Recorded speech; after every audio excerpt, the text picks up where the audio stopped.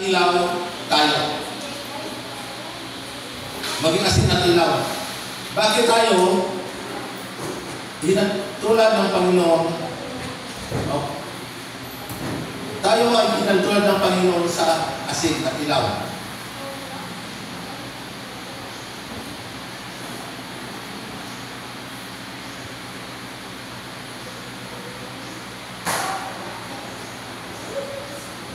Kaya napakahalagang sangkap ng buhay ng pagiging Kristiyano ang pagiging asin at ilaw.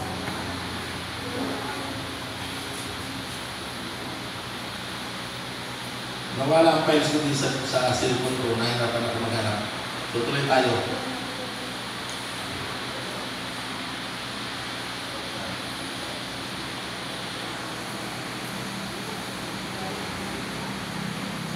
Tingnan po natin ang mga katangian ng asin at ng ilaw. Tuloy po tayo dito. Katangian ng asin at ilaw. Napakalagang parte sa buhay ng isang tao na maunawaan natin bilang yung talingan tulad ng Panginoon Hesus sa asin at ilaw. Ngayon, titingnan natin ang mga katangian ng asin at ilaw para makuha natin yan. Paano tayo bilang tulad ng Panginoon sa asin at ilaw? Una, ang asin ay ang katangian ng asin at ilaw. Sige, pagapan din mo rin. Ang asin ay tinatawag din na sodium chloride. Yan. Sodium chloride, sa table of elements, nakita ko yan. Sodium, tapos chloride, ang sodium ay chloride ay mga chemical na komposisyon ng asin. Yan ang chemical composition ng asin.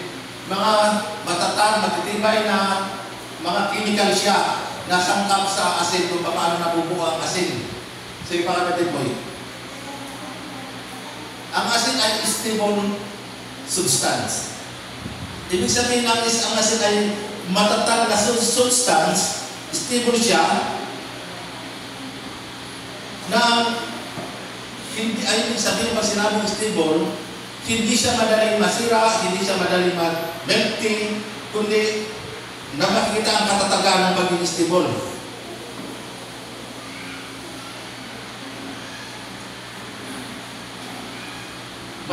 May matatag na posisyon ang asin ng sodium at chloride at hindi madaling magbago. Kung ang asin ay stable substance, tayo ay tumanggap at nanampalataya sa Panginoon Hesus bilang Kristiyano, stable ba tayo sa pagiging Kristiyano natin? Diyan tayo nagtulad ng Panginoon sa pagiging stable substance natin.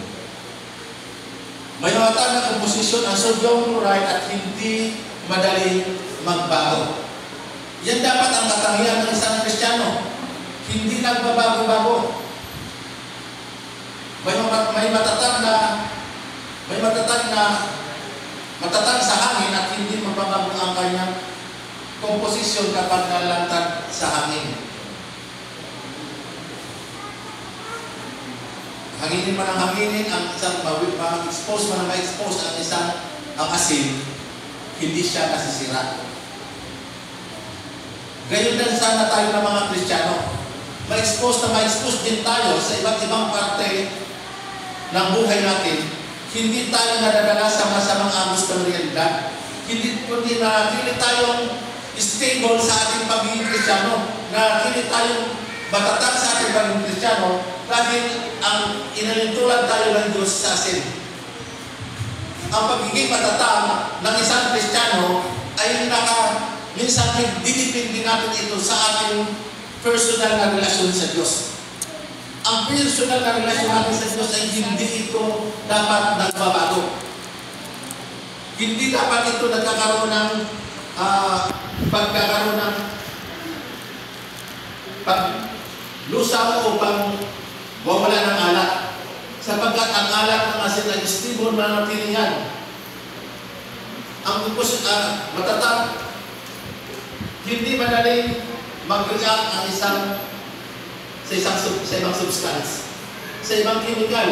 Hindi dapat hindi madaling mag-react. may mga Kristiyano, minsan naman napakadali